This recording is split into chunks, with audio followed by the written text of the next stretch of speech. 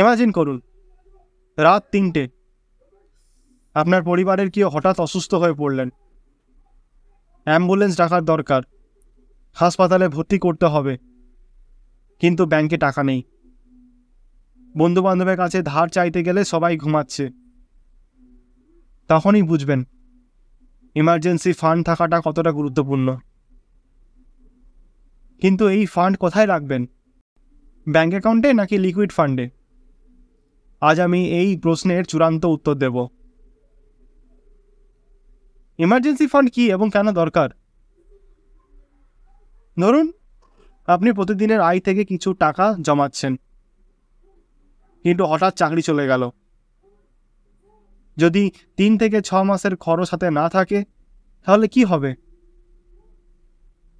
এই টেনশন না নিয়ে নিশ্চিন্ত থাকতে ইমার্জেন্সি ফান্ড থাকা আবশ্যক। অনেকেই ভাবে, আমি তো ইনকাম করছি, সমস্যা কি? কিন্তু বাস্তবতা হলো, জীবন কিন্তু অপ্রত্যাশিত। আপনার চাকরি যেতে পারে, মেডিকেল ইমার্জেন্সি আসতে পারে, বা হঠাৎ বড় কোনো খরচ আসতে পারে। এই অবস্থায় ব্যাংকে টাকা না থাকলে লোনের ফাঁদে পড়তে হবে। তাই ইনভেস্টমেন্টের আগে ইমার্জেন্সি ফান্ড গড়ে তোলাই বুদ্ধিমানের কাজ। আর একটা কথা, বন্ধুদের থেকে ধার নেওয়ার প্ল্যান করবেন না, তারা আপনার দরকারে থাকবে না। ব্যাংক সেভিংস অ্যাকাউন্টের সুবিধা আর অসুবিধা। অনেকেই ভাবে বেস্ট অপশন তো ব্যাংক, টাকা রাখা সহজ, যখন দরকার হবে তখনই তুলতে পারবো। ঠিক, তবে ব্যাংকে রাখার সমস্যা হলো ইন্টারেস্ট কিন্তু খুবই কম, 3 থেকে 4% বেশি পাওয়াই যায় না। মানে ইনফ্লেশন আপনার টাকা খেয়ে নিচ্ছে। আর সবথেকে বড় সমস্যা, যদি আপনার এই টাকা হাতের কাছে থাকে, তাহলে আপনি সহজেই অপ্রয়োজনীয় খরচ করতে পারেন। মনের ভেতরে একটা কণ্ঠ বলবে, এই না হয় একটু ফোন আপগ্রেড করলাম, পরে আবার জমাবো। কিন্তু পরে আর জমবে না। তাহলে উপায় কি? এখানেই আসে লিকুইড ফান্ড। লিকুইড ফান্ড কি এবং কেন ভালো? লিকুইড ফান্ড হলো এমন একটা ইনভেস্টমেন্ট অপশন যেখানে আপনি আপনার টাকা ব্যাংকের তুলনায় অনেক ভালো রিটার্ন পাবেন, প্রায় 6 থেকে 7% পর্যন্ত। আর সবথেকে বড় কথা, টাকা নিরাপদ এবং প্রায় 24 ঘন্টার মধ্যেই উইথড্র করা যায়। এখানে একটা উদাহরণ দিই। ধরুন আপনার ফান্ড 1 লাখ টাকা, ব্যাংকে রাখলে বছরে বড়জোর 3 থেকে 4 হাজার টাকা ইন্টারেস্ট পাবেন।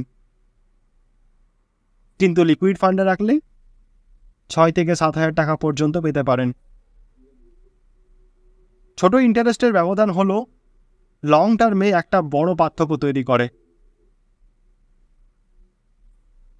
ইনভেস্টমেন্ট করুন ব্যাংকে ধনী বানানোর জন্য নয়, নিজেকে ধনী বানানোর জন্য।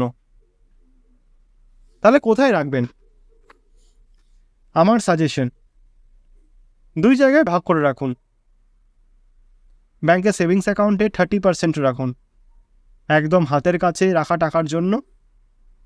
আর লিকুইড ফান্ডে 70% রাখুন, যাতে ভালো রিটার্ন পান এবং টাকাটা অপ্রয়োজনীয় খরচ থেকে বাঁচে। এতে আপনি সবই থেকে সুরক্ষিত থাকবেন। আর হ্যাঁ, ভুলেও এই পুরো টাকাটা এফডিতে রাখবেন না, কারণ সেখানে ইমার্জেন্সির সময় টাকা তুলতে পেনাল্টি দিতে হতে পারে। এখন প্রশ্ন হলো, কোন লিকুইড ফান্ড বেছে নেবেন? কোন ফান্ড সবথেকে ভালো? এটা জানতে চান? তাহলে ভিডিও শেষে থাকুন। ইমার্জেন্সি ফান্ড থাকলে কীভাবে ধনী হবেন? ইমার্জেন্সি ফান্ড শুধু সুরক্ষা দেয় না, বরং আপনার ইনভেস্টমেন্ট জার্নির প্রথম ধাপ। একবার যদি নিশ্চিত হন যে জরুরি সময়ে টাকা আছে, তাহলে আপনার ভয়ের বাইরে গিয়ে ইনভেস্ট করতে পারেন।